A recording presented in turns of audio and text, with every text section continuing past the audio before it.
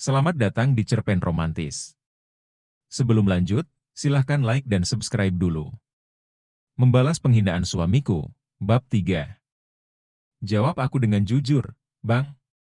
Apa abang masih ada rasa sama Citra itu? Atau jangan-jangan, selama ini kalian sudah diam-diam bermain di belakangku? Tanyaku penuh emosi dan dongkol.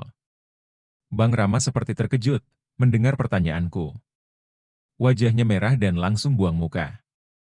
Jangan bicara tanpa bukti. Secara tidak langsung kamu dan nuduh aku selingkuh. Gerak-gerik kamu sama Citra bisa aku baca, Bang. Cara kalian memandang satu sama lain berbeda. Dan tadi abang terkesan memojokkan aku dan memuji Citra. Apa harus seperti itu? Apa aku salah kalau aku berpikir, abang sengaja pulang lebih cepat ke rumah, karena ada Citra di sini? Apa sebelumnya kalian udah janjian? Rima, cukup. Bang Rama menaikkan intonasi suaranya. Sekali lagi aku tekankan kamu, jangan asal menuduh. Karena, ucapanmu bisa menjadi bumerang untuk kamu sendiri. Salahkah aku bila bertanya langsung pada suamiku? Sedari tadi, pertanyaan itu selalu berputar di kepalaku. Bukan hanya ucapan ibu mertua yang membuat aku tidak bisa tidur, tapi sikap Bang Rama yang telah menarik diri dan menjauhiku. Membuat kelopak mata ini enggan tertutup. Ya, pertanyaanku telah membuat suamiku marah, hingga dia memilih tidur di kamar Leon. Bukti? Bang Rama menuntut bukti dariku. Aku memang tidak punya bukti untuk menguatkan dugaanku, tapi firasatku sebagai seorang istri tidak salah. Aku yakin, ada yang sedang disembunyikan Bang Rama dariku. Sepertinya, aku memang harus mencari bukti yang diinginkan laki-laki tampan itu. Aku hanya perlu sedikit bersabar, dan berusaha mengabaikan ucapan ibu yang telah menyakitiku. Meskipun hati ini sakit, membayangkan adanya dugaan pengkhianatan suamiku. Namun aku harus menahan diri, agar tidak gegabah yang bisa merugikanku. Baiklah, aku akan menuruti kemauan mereka. Mulai hari ini, akan aku penuhi tuntutan mereka selama ini. Aku tidak akan biarkan mereka selalu merendahkan, mempermainkan dan menginjak-injak harga diriku. Jam 2 malam, tenggorokanku terasa kering. Aku melangkah gontai menuju dapur, untuk mengambil air yang bisa melegakan dahagaku. Namun, percikan air yang terdengar dari kamar mandi, menarik perhatianku. Siapa yang mandi tengah malam begini?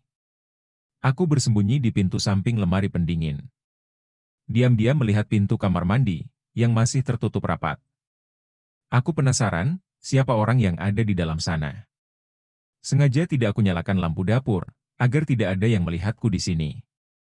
Satu-satunya penerangan, hanya cahaya dari kamar mandi. Perlahan pintu kamar mandi mulai terbuka.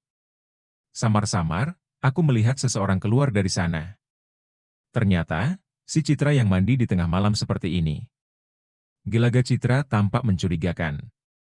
Dia tampak mengendap-endap, seperti takut ada yang melihatnya. Klik! Astaga! Citra tampak terkejut melihatku. Tangannya yang tadi mengeringkan rambut, ia letakkan di depan dada. Mbak hampir bikin aku jantungan. Sebegitu terkejutnya kamu lihat aku di sini? Aku mendekati Citra, seketika bisa kulihat, wajahnya tampak gugup dan pucat pasi. Kenapa kamu mandi malam-malam begini? Oh, aku gerah. Iya, aku kegerahan, jawab Citra terbata. Bukannya di kamar ibu ada kipas angin? Kenapa nggak kamu nyalakan aja? Itu, aku takut ibu masuk angin. Di rumah aku udah terbiasa pakai AC, jadi nggak bisa tidur kalau suhu ruangannya panas. Makanya aku coba mandi, siapa tahu setelah itu bisa tidur. Citra tersenyum, tapi tanpa terkesan dipaksakan. Jawabannya cukup masuk akal, tapi kurang meyakinkan. Maaf tadi aku pakai sampo mbak, tanpa izin. Ya, bukan masalah. Toh, ibu udah kasih kamu kebebasan di rumah ini, kan? Jadi, jangan sungkan. Dan aku lihat, kamu bukan orang yang bisa jaga perasaan perempuan lain. Jadi, biasa aja jangan merasa nggak enak hati begitu. Sarkasku padanya. Jangan lupa matikan lampunya. Nanti ada yang salah paham, lihat kamu mandi tengah malam seperti ini. Aku berbalik badan untuk pergi, namun aku masih bisa mendengar Citra menghentakkan kaki. Aku tidak peduli bila ucapanku sudah menyinggung perasaannya. Paginya, Rima, kamu masih di sini? Suara Bang Rama membuatku menoleh padanya. Wajah suamiku itu tampak lebih segar dari malam tadi. Rambutnya yang setengah basah sudah menjelaskan jika pria itu baru selesai mandi. Nggak masak untuk sarapan kita? Nggak, Bang. Aku nggak sempat. Tidak kuhiraukan Bang Rama yang mulai mendekatiku. Aku hanya sibuk memoles wajahku dengan make-up. Tumben, kamu pagi-pagi udah serapi ini. Mau pergi kemana? Aku mau cari kerja. Kalau dipikir-pikir, ijazahku sayang dianggurin. Dari pantulan cermin, kulihat kening Bang Rama mengerut melihatku. Abang gak keberatan, kan? Tanyaku, sembari memoles lipstik warna merah di bibir. Hal yang jarang aku lakukan akhir-akhir ini. Kamu pikir cari kerjaan itu gampang? Apalagi, kamu perempuan yang sudah menikah dan punya anak. Siapa yang mau nerima ibu-ibu seperti kamu? Perkataan Bang Rama terasa nyelekit di hatiku. Namun, aku berusaha bersikap biasa. Aku sudah putuskan untuk berdiri sendiri, tanpa tergantung dengan suamiku dan ibu mertua. Aku berdiri menghadap Bang Rama. Gak semua orang menilai orang lain dengan penampilan. Aku yakin, di luaran sana masih ada yang tulus menerima orang seperti aku. Yang menurut ibu dan abang, gak menarik dan gak berguna. Abang gak bermaksud begitu. Kalau kamu kerja, siapa yang mengurus ibu dan Susan? Rima. Belum sempat aku menjawab, suara ibu sudah menembus gendang telinga. Aku bergegas menemui ibu, tanpa menghiraukan Bang Rama. Kenapa udah jam segini kamu belum masak? Mau pergi kemana kamu dengan pakaian itu? Ibu berkacak pinggang memperhatikan aku. Rima mau cari kerja. Yang ibu bilang kemarin memang benar, sayang ijazah Rima kalau dianggurin gitu aja. Ibu melongo, seperti tidak percaya mendengarnya. Terus, siapa yang ngurus rumah? Siapa yang masak? Suruh aja Bang Rama cari asisten rumah tangga, yang bisa ngurus rumah. Soal Susan, nanti aku titipkan di rumah kakakku. Tapi, untuk hari ini, ibu bisa nyuruh Citra, yang ngerjain semua itu, kan? Citra menunjuk dirinya sendiri. Aku? Iya, aku yakin kamu gak keberatan, kan? Anggap aja sedang melatih diri, karena sebentar lagi kamu akan menjadi penghuni rumah ini juga. Wajah Citra tampak tegang, entah karena dia keberatan atau terkejut. Ibu juga tampak kesal melihatku. Tapi, aku rasa keputusanku ini tidak ada apa-apanya, dengan ucapan ibu yang menyuruh Bang Rama menceraikan aku. Kamu udah minta izin sama Rama? Tanya ibu saat Bang Rama datang. Aku melihat Bang Rama dan Citra secara bergantian. Rambut Bang Rama masih basah, dan Citra mandi tengah malam. Sungguh, membayangkan itu membuat hatiku panas. Mungkinkah mereka mengkhianati aku di rumah ini? Tanpa izin Bang Rama sekalipun, aku akan tetap kerja di luar. Bang Rama dan ibu tidak berkata lagi. Mungkin, mereka tidak menyangka, aku nekat mencari kerjaan. Sementara Citra tampak salah tingkah. Kutinggalkan mereka di dapur, untuk membangunkan Susan di kamarnya. Tapi pintu kamar Leon yang tidak tertutup rapat, menarik diriku untuk menghampirinya. Bukannya Leon ada kuliah pagi? Kenapa jam segini belum bangun? Kudorong perlahan pintu kamar Leon, tapi dia tidak ada di kamar.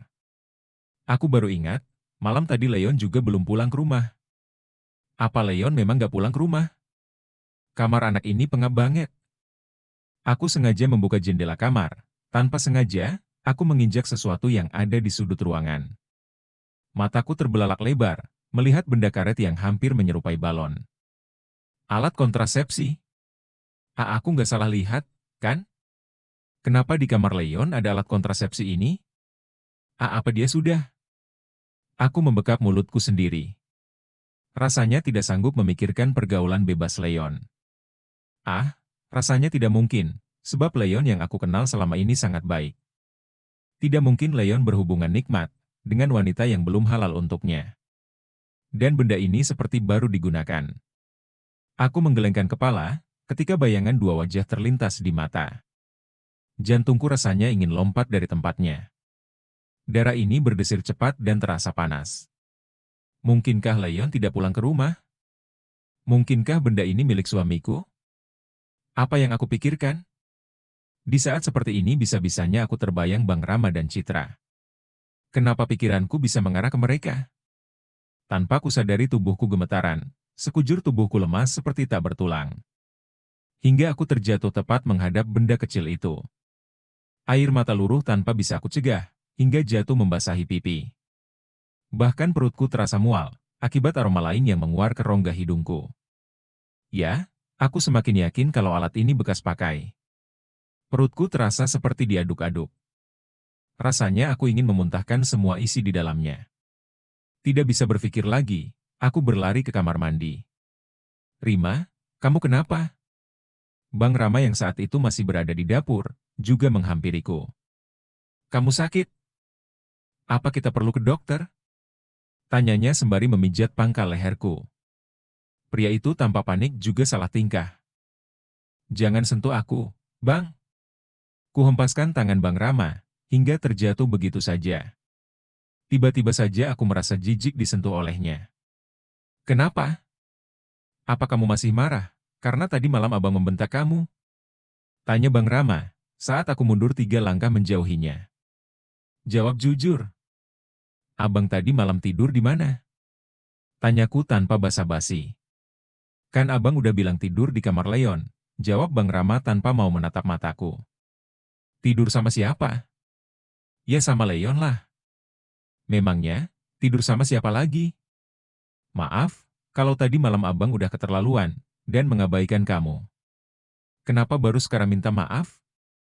Bukannya beberapa hari ini, abang memang sudah mengabaikan aku? Oh, atau abang sengaja menggiring pembicaraan ke sana, supaya aku nggak mengendus kebohongan abang? Bang Rama mengusap wajahnya gusar. Rima, aku nggak tahu kamu ngomong apa. Kebohongan aku yang mana yang kamu maksud barusan? Kebohongan saat abang bilang tidur dengan Leon. Abang bohong, bukan Leon yang ada di kamar itu bersama abang, tetapi. Sungguh dada ini terasa teramat sesak sekali, hingga aku tidak sanggup berkata lagi. Mbak Rima kenapa? Tanya Citra panik. Aku tidak tahu, sejak kapan Citra berdiri di ambang pintu kamar mandi. Mbak mual karena sakit, atau mual karena hamil? Mendengar pertanyaan itu, membuatku menatapnya heran. Sepertinya kamu mau tahu sekali. Apa ada masalah kalau aku hamil? Citra tampak gugup. Bukan gitu maksudnya, Mbak. Aku cuma khawatir aja. Aku ikut senang kalau Susan mau punya adik. Entah mengapa, aku merasa Citra tidak tulus mengatakannya. Aku beralih melihat Bang Rama, dan sempat kudapati Bang Rama melihat Citra, dengan tatapan aneh yang tidak bisa aku artikan.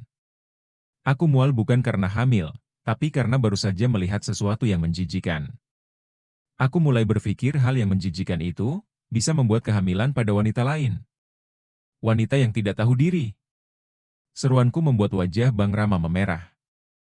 Laki-laki yang sudah menjadi suamiku selama 7 tahun itu, tampak terkesiap mendengar ucapanku. Mbak Rima ngomong apa? Oh, iya nasi gorengnya sudah mulai dingin. Lebih baik kita sarapan dulu. Ujar Citra, sengaja mengalihkan pembicaraan. Citra tampak gugup, dan aku berhasil menangkap raut wajahnya itu. Rasanya aku ingin sekali, melemparkan alat kontrasepsi itu di wajahnya dan Bang Rama. Tapi, berhubung aku tidak punya bukti, maka aku harus menahannya. Kamu tanya aku ngomong apa? Cuy. Aku berdecih, dan bergantian melihat Citra dan Bang Rama. Aku baru saja menemukan alat kontrasepsi di kamar Leon. Menurut kalian, itu perempuan seperti apa? Bukankah pantas disebut sebagai perempuan yang gak tahu diri? Cecarku geram. Citra dan Bang Rama sama-sama memalingkan muka dariku. Melihat kekompakan mereka, membuat aku semakin curiga. Apa abang tahu, perempuan mana yang dibawa Leon ke kamarnya? Aku ingin tahu lebih dalam, seperti apa reaksi Bang Rama dan Citra. Jangan bicarakan apapun tentang keluarga kita di hadapan orang lain. Bang Rama bicara, setelah diam beberapa saat. Lalu matanya menemui Citra lagi. Citra, kamu makan saja dulu. Citra pergi tanpa mengatakan apapun lagi. Tapi, Aku sempat melihat wajahnya itu, seperti orang yang sedang panik. Kamu udah mendingan? Ayo, makanlah dulu, supaya kamu nggak masuk angin. Bang Rama meraih tanganku, seperti ingin menggandengnya. Tapi segera aku menepis tangannya itu. Jangan pura-pura peduli denganku, Bang. Kenapa? Setelah apa yang abang lakukan di belakangku, abang masih bisa bersikap seperti ini? Apa sedang berusaha membodohiku lagi? Cukup prima, ucap Bang Rama geram, pria itu tampak menahan suaranya, agar tidak didengar orang lain. Tadi, kamu sendiri yang membahas Leon. Dan kamu juga meragukan abang seperti ini. Abang nggak tahu, apa hubungannya abang dengan benda yang kamu temukan di kamar Leon. Tapi abang nggak suka dituduh yang bukan-bukan. Memangnya untuk apa abang membodohi kamu? Tanya Bang Rama geram. Untuk menutupi hubungan gelapmu dengan perempuan itu.